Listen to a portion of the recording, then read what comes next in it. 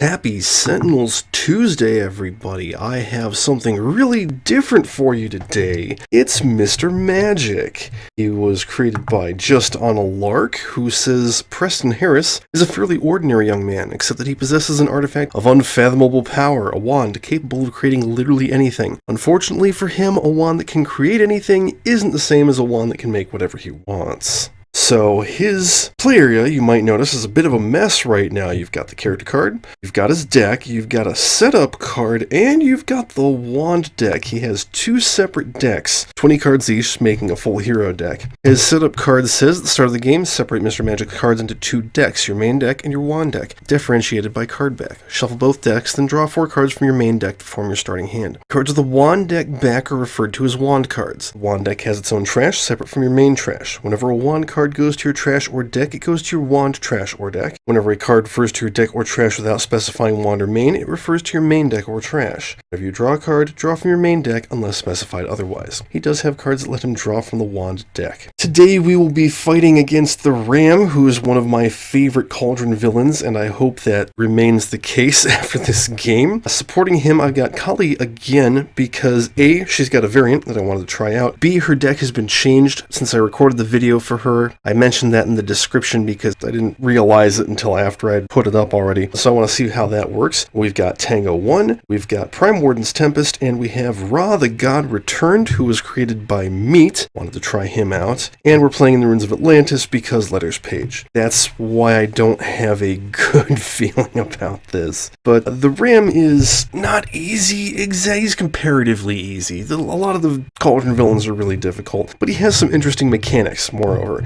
This is at the start of the game, put the Ram's villain character card into play, Mechanical Juggernaut side up, search the villain trash for all copies of Up Close and put them into the trash. Put Grappling Claw into play, shuffle the villain deck. And Grappling Claw is an 8 hit point target, it's a device, increase damage dealt by the Ram by 1. At the end of the villain turn, the Ram deals H-2 projectile damage to the hero with the lowest HP that is not Up Close. Put a copy of Up Close from the villain trash into play next to that hero. The Up Close cards just say when this card enters play, if all active heroes are up close, this card is destroyed. Play this card next to an active hero who is not up close, that hero and all their targets are up close, and they gain the power to destroy the card. Whenever all active heroes are up close, he flips. At the start of a hero's turn, if they're not up close, you can put a copy of Up Close into their play area. He has 1 damage reduction, and it is negated if you're up close. And at the end of the villain turn, he deals some damage. So I think we're all ready. Let's go ahead and see how much of a beating we're about to take. Falling Meteor. Search the villain deck and trash for 3 copies of Up Close and play them next to the 3 heroes with the highest HP that are not up close.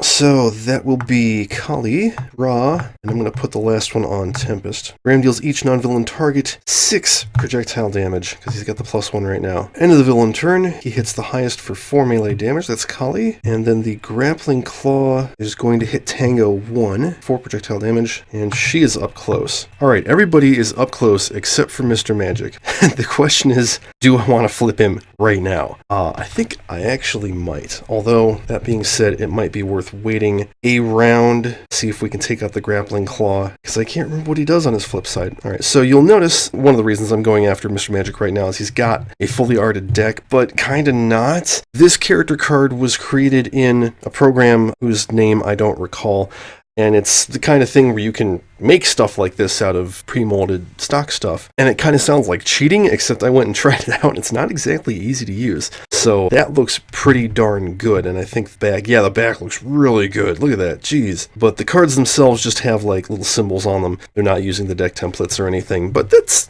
not that bad, you know, that looks pretty decent. So we'll start with a combat incantation. Choose Attack or Protect, reveal cards on the top of your wand deck until you reveal a card of that type, put it into play, shuffle the other revealed cards back into your wand deck. We will start with Attack, because we need to attack some shit. Oh boy. And again, like the last game that I played with him, we get the amp that goes to 11. Equipment, Relic. When this card enters play, Mr. Magic deals each target 1 sonic damage. Oh boy. Just what we needed. Guess I should have had him go up close. When it is destroyed, Mr. Magic deals each hero target 1 sonic damage and each non-hero target 4 sonic damage. Power is destroy this card. So his base power, you choose Attack, Protect, or Distract, and put one of those into play from your wand deck randomly. I think I'm going to go ahead and just use the amp, so we will destroy that. Goes in the wand trash, and he hits all the heroes for 1 more, and hits all the villain targets for 4. Not bad. 5 damage on the grappling claw. You know, technically it says at the start of your turn you can put a copy of Up Close into play next to your hero, except that with the way that Up Close is worded, you can basically just say, okay, we'll put one into play.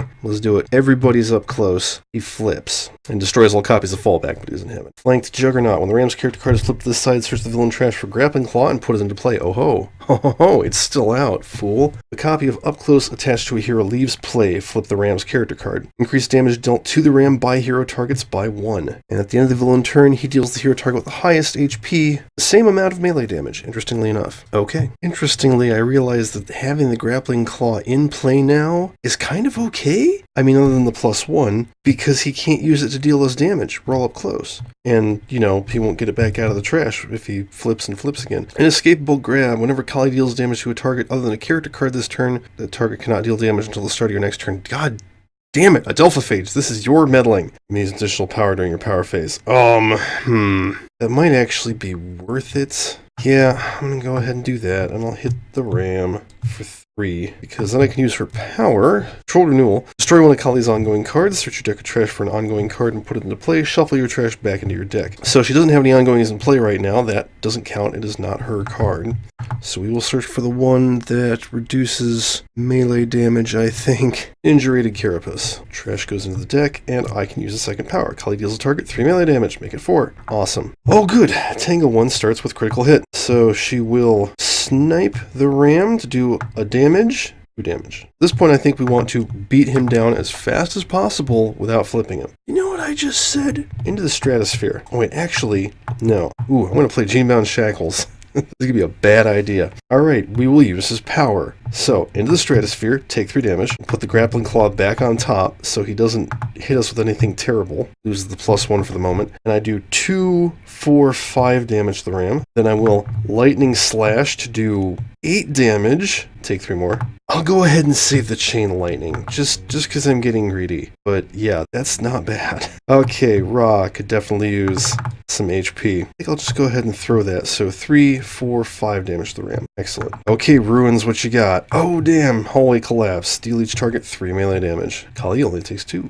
The Ram takes 4. And then destroy that card. Okay. And then he plays, oh look, a grappling hook. Claw, excuse me. He gets his +1 back. He hits the highest for 5 melee damage. That's Ra. I think we could take him out in about 2 rounds. Dark Consultation. Reveal the top 3 cards of any deck. Put them back on top of that deck in any order. You may shuffle the deck. I want to avoid those personal defense spines. Look at that. 2 of them. Well, you know what? I have more Dark Consultations, so we will put those back, throw the rocket pod on top, and do that again next round. Power, Conjure, we'll go with, I think Protect has all of his healing stuff, so we will look for a yellow shield card. Again, 1,728,493 rabbits. Reduce all damage dealt by 2. First time a villain target deals damage each turn, Mr. Magic deals that target 1 irreducible psychic damage. At the start of your turn, you may destroy this card. Okay, so all damage is reduced by 2. Let's mark that. Tempest don't care. Tempest don't give a fuck. I like the idea of Vendetta. This one's been changed as well. When this card is played, destroy all other task cards. Play this card next to a non-hero target. That target counts as Kali's nemesis. If it's not a character card, increased damage Kali deals to it by 1. So I assume, like if I played this next to the grappling hook, she would actually get +2 damage against it, which is still, I mean, a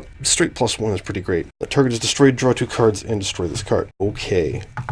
So I'll go ahead and use Indurated Carapace 3, 4, 5 damage with Vendetta. I have a good damage dealing team, damn. Perfect Focus. Increase the next damage dealt by Tango 1 by 3. You may play a card. Psionic Suppression. Select the target. Granted, I don't know if the rocket pod deals its own damage or not, but whatever. He can't deal damage until the start of my next turn. So she's going to do 4, 5 damage. Nothing to sneeze at. Oh, I'm sorry, 3 damage. And in fact, Kali only did 3 damage as well. Alright, Chain Lightning. We'll just ignore Genebound Shackles because that's canceling out the -2. So 4, 5 damage to that. 3, 1 damage to this, I guess.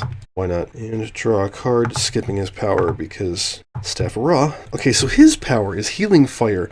Ra deals himself 1 fire damage. X targets regain 1 hit point point, where X is the amount of fire damage raw dealt since the start of this turn. I will note that it's not up to X targets, so if I dealt more than 5 damage in a turn, I will start healing non-hero targets. That being said, he can't hit himself for more than 2, so we're going to skip his power because I want to keep the staff in play. Interesting. Ruins of Atlantis, what do you got? Oh, what's the Kraken? It's a non-environment target with the lowest HP for 3 melee damage.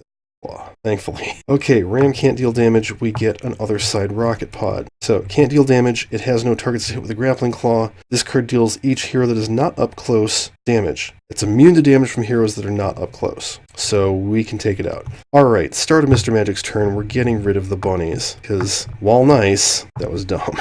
I'm doing Dark Consultation again, because there's personal defense spines, power node. I don't want any of those. So we're going to put them all back on top and shuffle the deck. Now we will conjure an attack card, I think. 5-ton solid gold Buddha statue from 30 feet up, also known as the yellow strong sad drop. Mr. Magic may deal a target 10 melee damage. If that target was dealt more than 5 damage this way, each player must discard or destroy one of their cards. Shall I hit the ram for 11 damage? I think that's worth a discard or destroy. You see, the thing about Mr. Magic is he's got really good effects that all have drawbacks. Okay, that was fun. And he draws a card. Okay, Sudden Evolution. Search your deck of trash for an ongoing card and put it to play. Shuffle your deck if you searched it. If a mutation is put into play this way, use the power printed on that card immediately. Task is put in play this way, destroy an ongoing or environment card. So this isn't quite as good as it used to be, but at the same time, I would say that makes tasks a little better, because I remember the first couple times I played with her, I wasn't really using the tasks. That incentivizes you to use them. I'm going for the Thunderous Head Crest. So I can use the power on that immediately.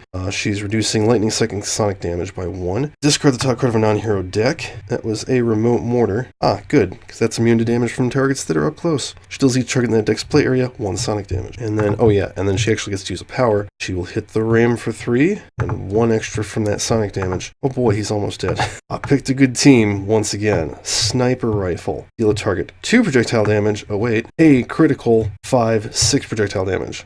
Draw a card. Tempest plays Otherworldly Resilience, because that's all he has to do. That's all he has to do. Draws a card. Flame Spike. Okay. I have to be real careful with this. So he's going to hit the ram for 3. He can use 2 powers. Oh, first power, he can hit himself for 2 fire damage and heal 5 targets. Perfect. So he essentially took 1 damage and healed everybody else for 1. That's a good exchange if you ask me. And then I'll throw the staff for 3, 4, 5, and the environment's going to finish off the ram. Jeez. What do we get? We get another Kraken. Just to be thorough, we'll have the first one kill the grappling claw, and the second one will kill the ram. That was easy.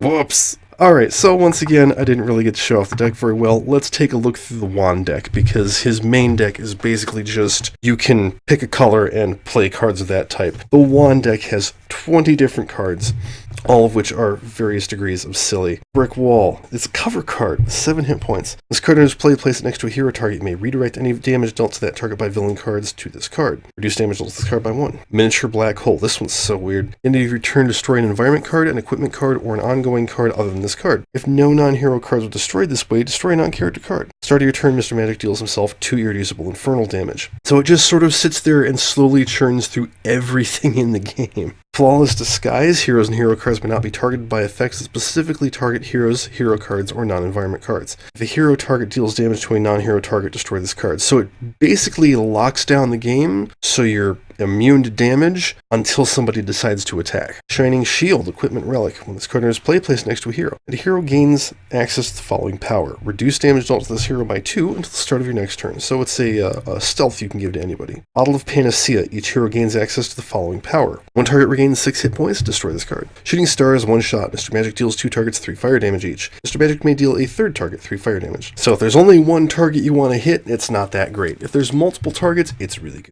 Box of Band-Aids. 1 target that is below its maximum hit points regains 2 hit points. You may draw a card from your Wand deck. That's very cool because most of the rest of his deck is very random about the conjurations.